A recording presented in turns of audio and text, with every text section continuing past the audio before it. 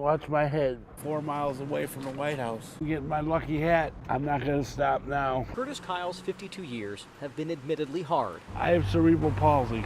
But the last 20 days have been the defining struggle of his life. It's been a long journey, but we're there. He left his home in Taylor, Michigan, a city named for our 12th president, and has rolled 520 miles for a chance to meet with our 44th president. I'm on the way to the White House to hopefully talk to President Obama. He's raising awareness for the legalization of cannabis, not so a nation can get high, but so the sick can feel better. He smokes medicinal marijuana every day to stave off the side effects of cerebral palsy. If I don't use it on a daily basis, my muscle spasms. Like most efforts of endurance, this journey was born from grief. His father, who walked this very route in 1978 in support of pot, died 2 years ago from cancer.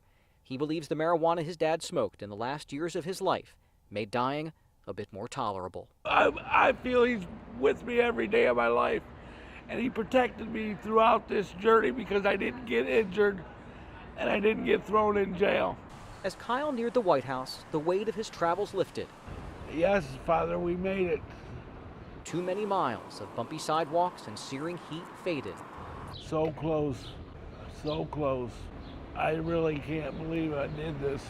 And shading his way from Michigan to Washington, his father's hat. Just don't know what to think. Thank you. I know I had guardian angels up there watching over me. It was well worth the trip. Well worth it.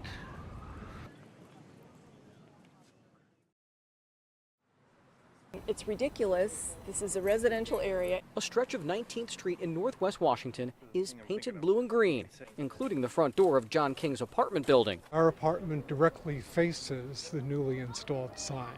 But what is splashing cars, interior walls of homes, and bewildered faces is an unwelcome addition to this neighborhood. We found it difficult to sleep. Everyone was stopping dead in their tracks going, what is this? Tuesday, contractors working for the city installed and turned on these signs at the Oyster Adams School.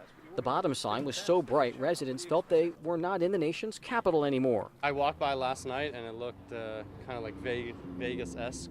Wednesday, the contractor dramatically dimmed the lights following a flood of complaints. It's a billboard. I was like, this should be in FedEx Stadium or on K Street, but not in the middle of people's homes. Residents insist this is an eyesore and has no business being here because they say this neighborhood, Washington Heights, is in a historic district. I think it should come down. Terry Lynch, an outspoken neighborhood activist, says the sign is a glowing example of poor communication on the city's part.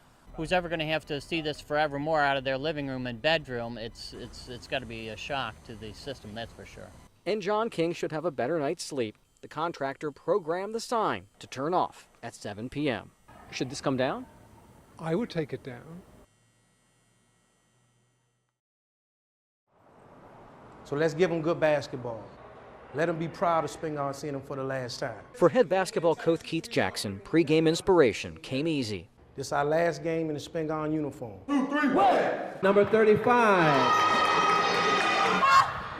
For 61 years, the Spingarn Green Wave's storied basketball program has played in this cozy gym on the northeast side. But the school is closing at year's end due to dropping enrollment. So this is Spingarn's final home game on hardwood once roamed by legends. From day one, when you step into this building and you see the championship banners and you hear about guys like Dave Bing and Elgin Baylor, there's just a profound sense of history here. Delano Hunter played on 3 city championship teams. So it means a lot to me just to be a part of such a rich legacy. I'm just amazed at how fast these guys get up and down the court. Look at this. Roy Wilkins suited up for Spingarn in the late 1950s. It's really sad to know that there's so many kids out here in the street that will never get an opportunity to experience this.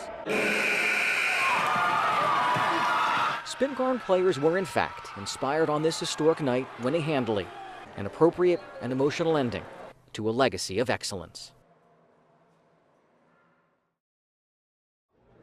Coming in your party? It's so crowded in here, there's barely any room to move. Monday evenings aren't considered an especially busy time in the restaurant business. The lines are 150 feet out the door. Is the food good?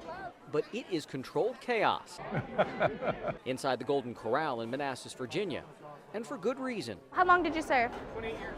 28 years, wow. For the 13th year, Golden Corral served a free meal to America's military heroes, past and present, on Veterans Day. I have the Bronze Star, Purple Heart, and I got 5 Air Medals.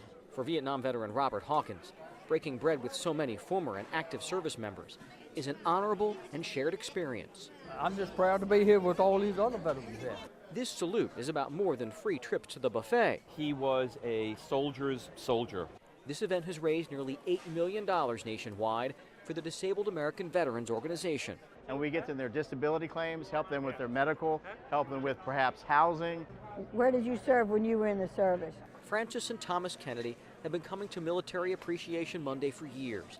They met during the Korean War and have been together ever since. I think it's marvelous that they do this. I don't think people appreciate the veterans as much as they should. But those who served our country will tell you with every passing Veterans Day, it's getting better. Thank you for your service. Appreciate you coming out.